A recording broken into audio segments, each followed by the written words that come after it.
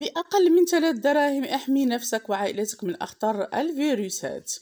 وصفة سحرية لتقوية العظام، تخفيف من أعراض فقر الدم، علاج السعال، الكحة والرشح، تدفئة الجسم، إعطاء الجسم الطاقة، وكذلك خفض نسبة الكوليسترول.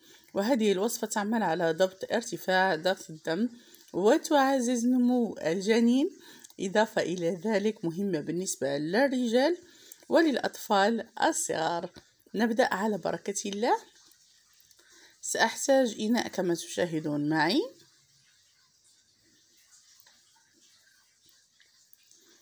وأضيف فيه إحدى المكونات التي تعتبر أحسن مصدر رائع للبروتينات والطاقة، غنية بالألياف وكذلك تقي من السرطانات وتحسن وظائف الدماغ، ومصدر رائع لحمض الفوليك إنه الفول. ونحن نعلم أن أشقائنا المصريين يعتمدون الفول بشكل يومي، والحمد لله يتمتعون بصحة جيدة. لا ننسى أنه يعمل على تعزيز عمليات الأيض، كذلك يحتوي على فيتامين بي 6 بي 1 الذي يكسر الدهون الضارة وخاصة منها الكوليسترول. أضعه في ماء بارد كما تشاهدون معي وأقوم بتصفيته.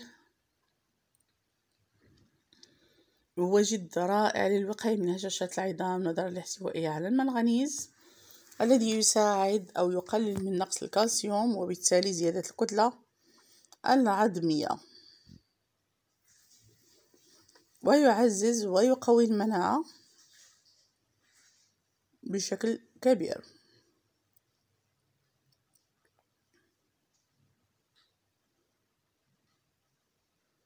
سأحتاج إلى إناء أضعه فيه،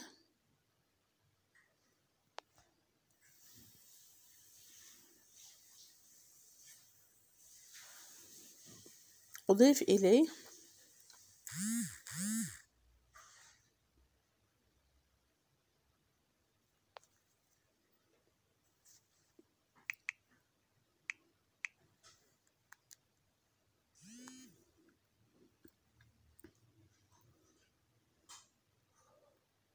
لتر ونصف من الماء. من الأفضل يكون غليا لكي يكون أحسن وأفضل. مكون طبيعي آخر مهم في فصل الشتاء والبرد إنه الزنجبيل أو سكينجبير. أضيف منه ملعقة صغيرة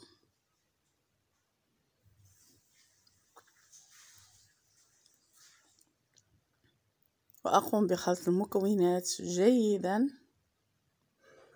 مع إضافة ملعقة صغيرة من بابريكا أو ما يسمى بالتحميرة. بعد ذلك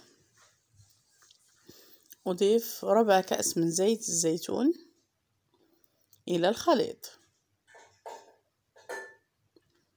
وسأقوم بأخذ مكون آخر جد مهم يحفز الخلايا المناعية في الجسم ويمنع الإصابة من نزلات البرد والإنفلونزا ومكافح للالتهابات، يخفض مستويات الكوليسترول في الدم ويحد من الجلطات الدموية، محارب للأمراض المعدية، معالج للزكام وواقي من السرطان إنه الثوم.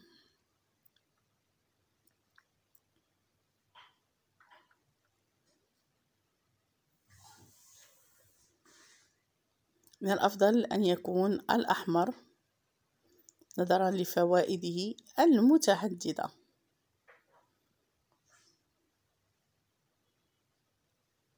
ويقوي الجهاز المناعي بشكل كبير، لهذا نحاول استعماله في هذه الفترة.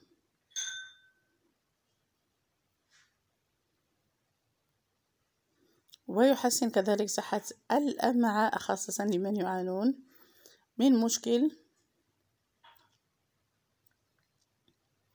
ديدان البطن. بعد ذلك نقوم بأخذ 6 فصوص منه ونقوم بتنقيتها جيدا.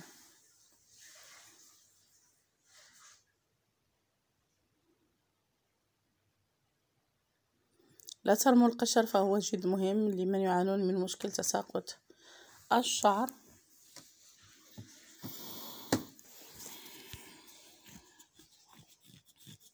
بعد ذلك أخذ إناء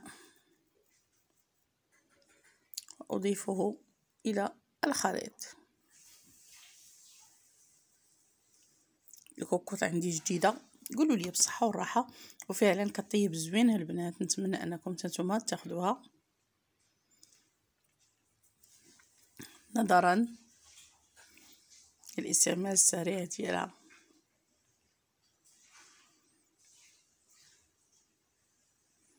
غادي نحاول انني نطحن، واخا بيني وبينكم الميكسور خسر ليا للاسف الشديد، للاسف.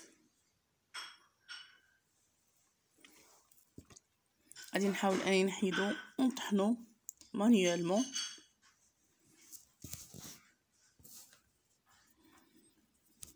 او في آلة ديال الطحن. والو هنايا تنحاول احاول لكن للاسف الشديد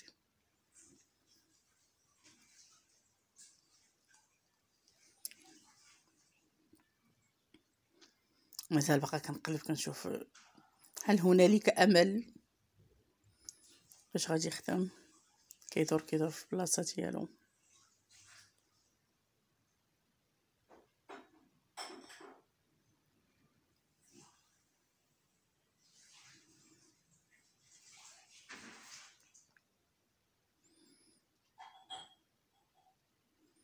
هنايا طحنتو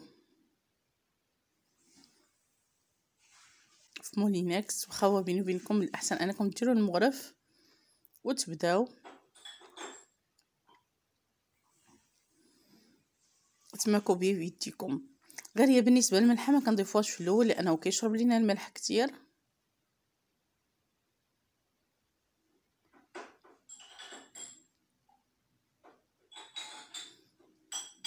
وغادي نضيف اللمسه المغربيه او انتيبيوتيك طبيعي اللي مهم في هذا الفصل ديال البرد وديال الشوك عاجينه فقر الدم اللي هو الكمون البلدي. خويا ديال زيد العود شويه الحار بالصحه والراحه.